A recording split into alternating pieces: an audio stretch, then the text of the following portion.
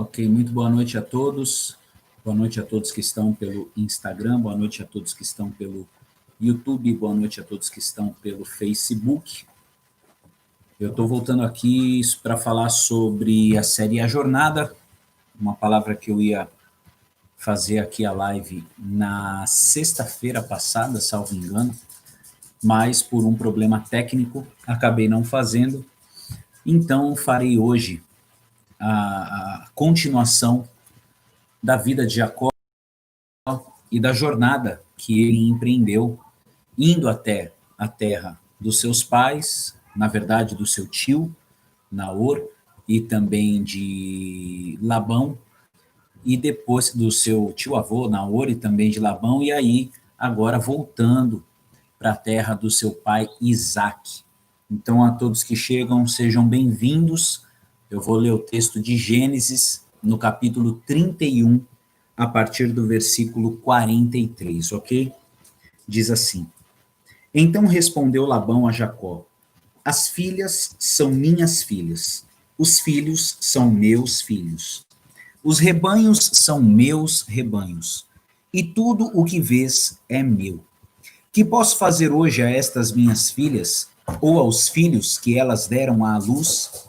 Vem, pois, e façamos aliança, eu e tu, que sirva de testemunho entre mim e ti. Então Jacó tomou uma pedra e a erigiu por coluna, e disse a seus irmãos: Ajuntai pedras, e tomaram pedras, e fizeram um montão ao lado do qual comeram. Chamou-lhe Labão Jegar Saaduta, Jacó, porém, lhe chamou Galide. E disse Labão: Seja hoje entre mim e ti. Por isso se lhe chamou Galide. E Mispa, pois disse: Vigie o Senhor entre mim e ti, e nos julgue, quando estivermos separados um do outro. Se maltratares as minhas filhas, e tomares outras mulheres além delas, não estando ninguém conosco, atenta que Deus é testemunha entre mim e ti. Disse mais Labão a Jacó: Eis aqui este montão e esta coluna que levantei entre mim e ti. Seja o montão testemunha, e seja a coluna testemunha, de que para mal não passarei o montão para lá, e tu não passarás o montão e a coluna para cá. O Deus de Abraão e o Deus de Naor, o Deus do pai deles, julgue entre nós. E jurou Jacó pelo temor de Isaque, seu pai. E ofereceu Jacó um sacrifício na montanha, e convidou seus irmãos para comerem pão. Comeram pão, passaram a noite na montanha. Tendo-se levantado Labão pela madrugada, beijou seus filhos, suas filhas, e os abençoou, e partindo, voltou para casa. Também Jacó seguiu o seu caminho, e anjos de Deus lhe saíram a encontrá-lo. Quando os viu, disse: Este é o acampamento de Deus, e chamou aquele lugar Manaim. Até aqui. Bom, vamos lá, sermos breves e diretos. Chegou um momento da relação entre Labão e Jacó, ou Jacó e Labão, que eles precisavam de verdade romper os laços, romper o cordão umbilical. Jacó havia servido a Labão por muitos anos, mais de 20 anos, aproximadamente 21 anos, e agora Jacó tinha saído da casa de Labão de volta para a terra do seu pai. O que aconteceu? A esposa dele, Raquel, roubou um deus de Labão, seu pai, e Labão foi atrás de Jacó. Labão revistou a Jacó, viu que não tinha sido ele, revistou Raquel, não encontrou quem havia roubado, e agora precisava, então, romper o laço. Então Labão propôs algo. Ele disse: Olha, as filhas são minhas, os filhos são meus, simplesmente não tem mais nada que eu possa te dar. Vamos fazer uma aliança entre nós. Essa proposta veio de Labão, não foi de Jacó. E por um motivo especial. Qual? Labão tinha visto o quanto Jacó era um homem abençoado. Todas as pessoas querem ter aliança com pessoas que sejam abençoadas. Ninguém quer andar com uma pessoa que não lhe acrescente nada, que não lhe ensine nada, que não lhe abençoe em nada. Então, por isso, Labão falou: Olha, vamos fazer uma aliança aqui, eu e você. Jacó falou: Tudo bem, vamos fazer uma aliança. Eles então, Jacó erigiu uma coluna, os seus irmãos ali, os seus familiares, os seus próximos fizeram um montão de pedras, Labão deu um nome para aquele lugar, para aquilo que estava outro nome para aquilo que estava sendo feito, mas 3 pontos são fundamentais nessa história. O primeiro deles, Labão, foi Labão quem disse, ele falou assim, eu não passo dessa coluna para lá e você não passa desse montão de pedras para cá. Nós não vamos mais voltar deste ponto para trás.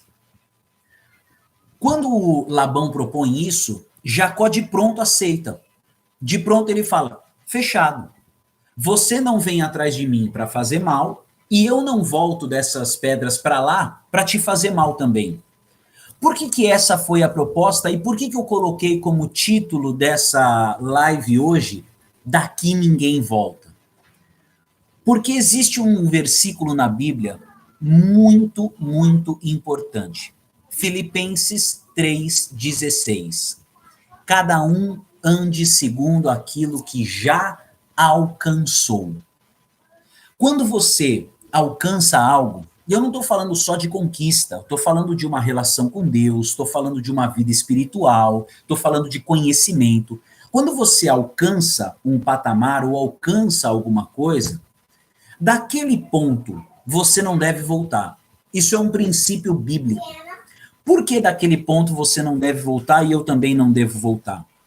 Porque muitas vezes nós relacionamos a volta com a vingança. Nós relacionamos a volta com as feridas. Nós relacionamos a volta com o mal que nos fizeram ou que nós mesmos fizemos a nós. Sabe aquele ditado, o teu passado te condena? Pois é, todos nós temos no nosso passado coisas que nós precisamos literalmente esquecer.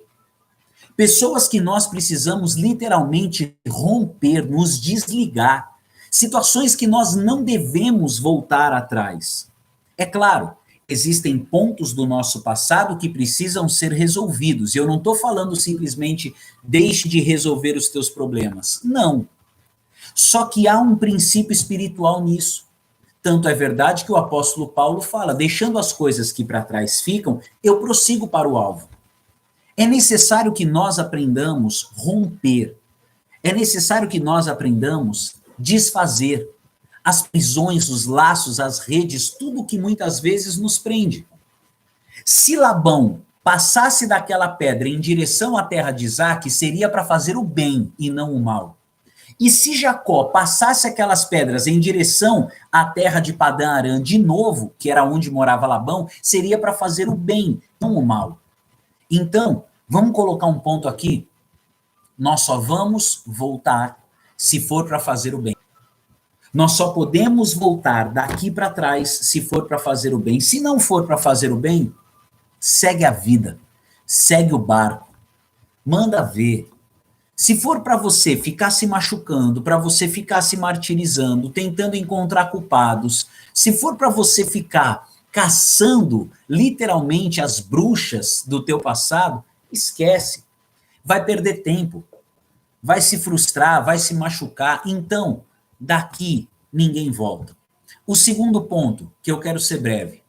O segundo ponto está relacionado ao que Deus sabia. O próprio Labão, assim como falou, daqui ninguém volta para fazer mal, foi quem disse, Deus sabe o que acontece. Ele julgue a mim e a você enquanto nós estivermos separados. E olha que o homem de Deus na história era Jacó, mas Labão sabia. Não tem como esconder as coisas de Deus. Não tem como zombar de Deus achando que ele não vê, que ele não sabe, que ele não conhece. Então lá vale exatamente isso. Ele diz assim, Deus julgue entre nós. Enquanto nós estivermos, eu na minha casa e você na tua casa, Deus sabe tudo o que eu fiz por você e Deus sabe tudo o que você fez por mim. Então, ele que nos julgue. Só que aí entra um ponto fundamental. Nós precisamos ter paz diante de uma palavra como essa. Porque Deus nos julgar é algo que, querendo você, ou eu, ou ninguém, querendo você ou não, querendo eu ou não, já vai acontecer. Nós já somos avaliados pelo que fazemos e vai chegar um dia em que todos nós seremos julgados pelo Senhor, diante do Senhor, por tudo que fizemos e por tudo que deixamos de fazer. Mas quando Labão fala para ele, Deus julgue entre nós enquanto estivermos separados, Jacó sente paz naquilo.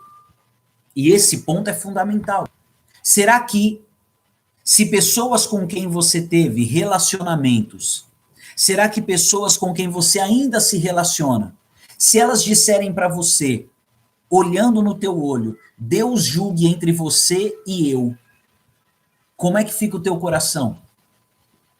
Será que você teve limpeza, honestidade? Será que você teve uma vida, como é que eu vou falar? Uma reputação? Como é que foram os teus atos? O que você fez ou deixou de fazer? Será que isso iria te dar paz? Ou será que, dependendo da pessoa que falasse isso para você, você se preocuparia? É de se pensar, não é? Labão falou, Deus julga entre nós. Jacó falou, tá feito. Porque Labão, na verdade, achava que não tinha feito mal algum a Jacó. E nós que conhecemos a história aqui de Gênesis, depois da história de Isaac, que começa Jacó, a gente sabe o mal que Labão tentou fazer a Jacó. E só não fez porque o mesmo Deus que julgaria não permitiu. Então, tenha uma vida honesta, tenha uma vida limpa, tenha uma vida pautada em decisões da Bíblia, espirituais, para que, se um dia isso acontecer e alguém olhar no teu olho e disser, Deus julgue entre mim e você enquanto nós estivermos separados, você possa com paz abrir um sorriso e dizer, amém. Amém? Terceiro ponto, para encerrar. Labão acordou de madrugada, beijou as suas filhas, beijou os seus filhos, os abençoou e foi embora. Jacó, por sua vez, no último versículo que eu li, 32, versículo 1, Jacó, por sua vez, seguiu o seu caminho. E diz a Bíblia que, no caso de Jacó, anjos do Senhor lhe saíram a encontrá-lo. Anjos do Senhor foram ao encontro de Jacó. Com Labão isso não aconteceu. Ele beijou, abençoou e foi embora. Com Jacó, ele se levantou, partiu e os anjos do Senhor vieram ao seu encontro. O que significa isso? O cumprimento da palavra de Deus. Anjos de Deus se adoram daqueles que o amam e o temem. Anjos de Deus recebem ordens de Deus ao nosso favor, daqueles que têm uma vida diante do Senhor, daqueles que têm uma vida na palavra de Deus, daqueles que amam a Deus.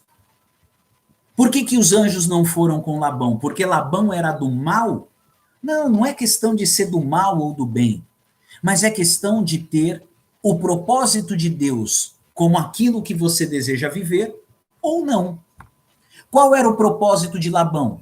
Enriquecer às costas de Jacó. Qual era o propósito de Jacó? Tinha ido para a terra de Padã-Arã e agora era a hora de voltar para a terra do seu pai, conforme ele havia pedido e feito voto diante de Deus.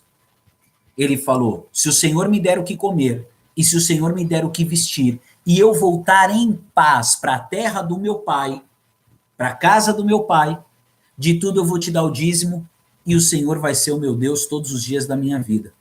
Entendeu? Havia um propósito de Deus nisso. E o propósito estava ali sendo guardado e protegido pelos anjos do Senhor. Amém? O que significa isso? Existem pontos que nós não devemos voltar. Existem pontos da nossa vida que daqui nós não podemos retroceder.